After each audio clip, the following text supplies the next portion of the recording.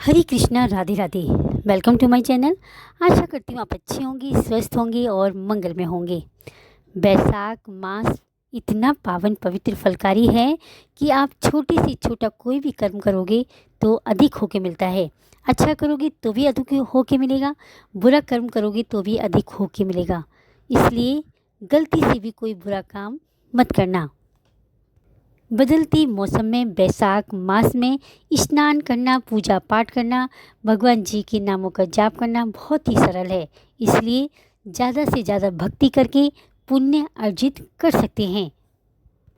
अब अपनी गुरुजी महाराज को याद करते हुए और अपने गणेश जी महाराज को याद करते हुए बैसाख मास महत्तम अध्याय 11 का श्रवण करेंगे। आइए वीडियो शुरू करती हूँ। शिष्य वही जो सीख ले गुरु का ज्ञान आगाध, भक्ति भाव मन में रखे चलता रहे आवाद। बोलो गणेश जी महाराज जी की जय। शिवा शंभु के लाल तुम, करुणा बड़ी निधान, विपदा में संसार है, हरो कष्ट भगवान। बोलो अपने गुरु महाराज जी की जय। बोली लक्ष्मी नारायण भगवान की जय। बैसाख की ठाकुर जी की जय।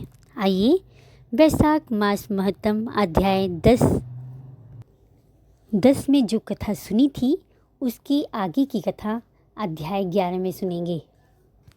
ब्राह्मण यमराज से बोला कि हे धर्मराज, ये बैसाख महात्म मन को अत्यधिक प्रसन्नता देने वाला है। कृपया मुझे बैसाख महात्म का और वृतांत सुनाइए। श्री यमराज बोले, हे ब्राह्मण, ये बैसाख मास बहुत ही पावन, पुण्यदायी और फलकारी है। इसके महात्म की जितनी प्रशंसा की जाए कम है। आपको बैसाख महात्म में राजा अम्बरीश का प्रसंग सुनाता हूँ, ध्यानपूर्वक सुनो। पूर्व काल की बात है। महिरथ नाम से विख्यात एक राजा थे। उन्हें अपने पूर्व जन्म के पुण्यों के फलस्वरूप बहुत ऐश्वर्य और संबंध प्राप्त हुए थे, संपत्ति प्राप्त हुई थी। परंतु राजा राज्य का सारा भार मंत्री पर छोड़कर स्वयं काम वासना का सुख भोगने में लगा रहता था। वो राजा ना तो प्रजा को देखता था, ना ही राज्य को देखता था, और ना ही अपने धन को, ना ही कोई धर्म का कार्य करता था। बस मन, वाणी और कर्म से पूरी तरह भोग विलास में लगा रहता था। उन राजा के पुरोहित का नाम कश्यप था।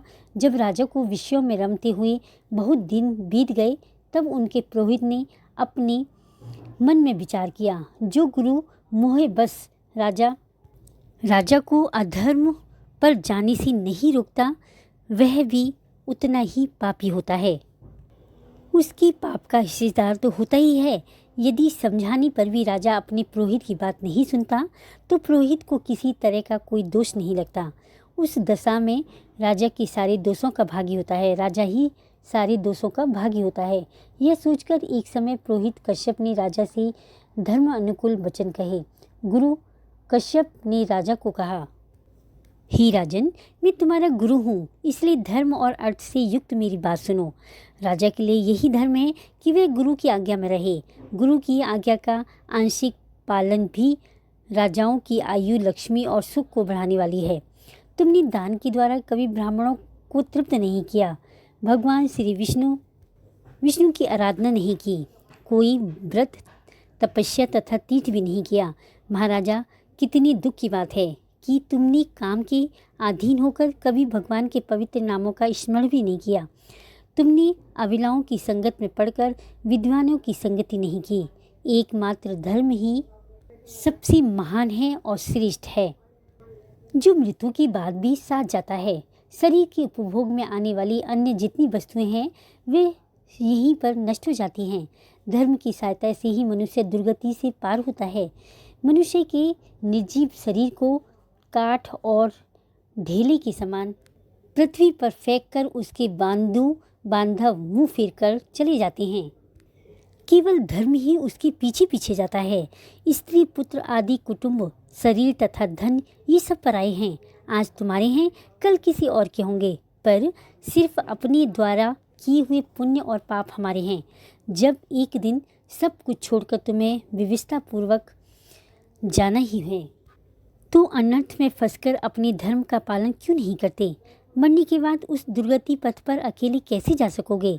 यहाँ से प्रस्थान करने के बाद तुम्हारे पीछे कुछ भी नहीं जाएगा, केवल पाप और पुण्य तुम्हारे जाते समय तुम्हारे पीछे पीछे जाएंगे।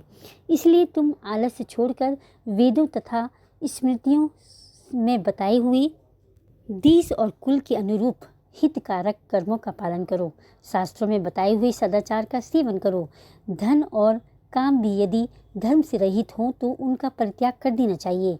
व्यसन यानी बुरी आदत, मृत्यु, इनमें व्यसन को ही कष्टदायक बताया गया है। बुरी आदत में पड़ी हुई राजा की दुर्दशा होती है, और जो बुरी आदत से दूर रहता है वह स्वर्गलोक में जाता है। पापों में फंसकर जाने पर वैभव भोग स्थिर नहीं रहते, ये शीघ्र ही नष्ट हो जाते हैं। यदि मनुष्य मोह में पड़ जाए, स्वयं विचार करने में असमर्थ हो जाए, तो उसे विद्वान के पास जाकर प्रश्न करना चाहिए। वे प्रश्न पर पूछने पर यथोचित कर्तव्य का उपदेश देते हैं, और कल्याण की इच्छा रखने वाली को हर उपाय से काम और क्रोध के वश में करना चाहिए, क्योंकि वे दोनों मनुष्य ही कभी कल्याण नहीं होने देते। राजन, काम बड़ा बलवान है, वह शरीर के भीतर रहने वाला महान शत्रु है। अपनी कल्याण की अभिलाषा रखने वाले पुरुष को उसके अधीन नहीं होना चाहिए। अतः विधिवत अच्छे कर्मों का पालन करना चाहिए। धर्म ही सबसे श्रेष्ठ है, इसलिए तुम धैर्य धारण करके धर्म का ही आचरण करो। यह श्वास बड़ा चंचल है, जीवन उसी के अधीन है। ऐसी स्थिति में भी कौन मनुष्य धर्म के आचरण में विलंब करेगा? हे राजन, जो वृद्ध अवस्था को प्राप्त हो चुका है, उसका चित्त भी उन विषयों की ओर से नहीं हटता। ये कितनी सुख की बात है। राजन, तुम्हारे लिए सर्वोत्तम हित की बात कहता हूँ, क्योंकि मैं तुम्हारा पुरोहित हूँ और तुम्हारे भले बुरे कर्मों का भागी हूँ। मुनियों ने ब्रह्म हत्या, सुरापान, चोरी, गुरु पत्नी गमन आदि महापातक बताए हैं। उनमें से मनुष्य द्वारा मन, वाणी और शरीर से भी किए हुए जो पाप हैं, उन्हें वैशाख मास में स्नान, दान, भक्ति, माधव का पूजन करने से समाप्त हो जाते हैं। जैसे सूर्य अंधकार का नाश करता है, उसी प्रकार वैशाख मास पाप रूपी महान अंधकार को सर्वथा नष्ट कर डालता है। इसलिए तुम विधि पूर्वक वैशाख व्रत का पालन करो। हे राजन, मनुष्य वैशाख मास की विधि के अनुष्ठान द्वारा होने वाले पुण्य के प्रभाव से जन्म भर के लिए हुए घोर पापों का परित्याग करके परम धाम को प्राप्त होता है। इसलिए महाराज, तुम भी इस वैशाख मास में प्रातः स्नान करके विधि पूर्वक भगवान मधुसूदन की पूजा करो।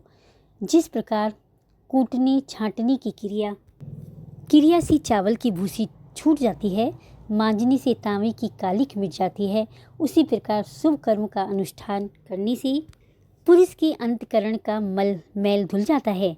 राजा ने कहा, गुरुदेव, आपने मुझे धर्म की बात बताकर अपनी वाणी से अमृत पिलाया है।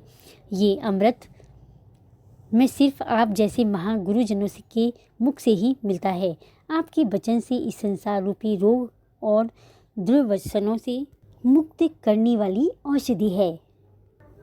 हे गुरुदेव, सत्पुरुषों का समागम मनुष्यों को हर्ष देने वाला है, उनके पाप को दूर भगाने वाला तथा जरा मृत्यु का भय दूर करने वाली संजीवनी बूटी है। इस पृथ्वी पर जो जो मनोरथ दुर्लभ माने गए हैं, वे सब यहाँ साधु पुरुषों के संग से प्राप्त हो जाते हैं। जो पापों का अपहरण करने वाली सत्संग की गंगा में स्नान कर चुका है, उसे दान, तीर्थ सेवन, भक्ति, तपस्या तथा यज्ञ करने की क्या आवश्यकता है? हे प्रभु, आज के पहले मैंने मन में जो जो भाव उठते थे, वे सब केवल काम सुख के प्रति लोभ उत्पन्न करने वाले थे, परंतु आज आपके दर्शन से तथा वचन सुनने से उनमें विपरीत भाव आ गया है।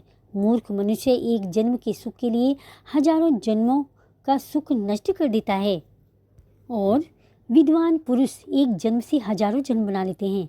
कितनी खेद की बात है ना। मैंने अपने मन को सदा काम के सुख में ही फंसाया रखा। इसी कारण से कभी कुछ भी आत्म कल्याण का कार्य नहीं किया। अहो मेरा भाग्य, मैंने मन का कैसा मोह है, जिससे मैंने स्त्रियों के फेर में पड़कर अपनी आत्मा को घोर विपत्ति में डाल दिया है। जिसका भविष्य अत्यंत दुख में है तथा जिससे पार पाना बहुत कठिन है। हे गुरुदेव, आपने अपनी वाणी से आज मुझे मेरी स्थिति का बोध करा दिया है। अब उपदेश देकर मेरा उद्धार कीजिएगा। पूर्व जन्म से मैंने कोई पुण्य नहीं किया था जिससे आपने मुझे बोध कराया है। विशेषतः आपके चरणों की धूल से मैं पवित्र हो गया हूँ। हे गुरुदेव, अब आप मुझे बैसाख मास की विधि बतलाइए। हे मुनि, गुरु कश्यप जी बोले, राजन, बुद्धिमान पुरुष को चाहिए कि वह बिना पूछे अथवा अन्यायपूर्वक पूछने पर किसी को उपदेश न दे। लोक में जानती हो भी जड़वत अनजान की भांति आचरण करे, परंतु श्रद्धालु पुरुषों को उनके हित की बात कृपया पूर्वक बिना पूछे भी बतानी चाहिए। राजन, इस समय तुम्हारा मन धर्म में स्थित हुआ है, अतः तुम्हें वैशाख स्नान के उत्तम व्रत का पालन करना चाहिए। तदंतर पुरोहित कश्यप ने राजा महिरत से वैशाख मास में स्नान, दान तथा पूजन कराया। शास्त्र में वैशाख स्नान की जैसी विधि उन्होंने देखी थी उसको पूरा पालन कराया।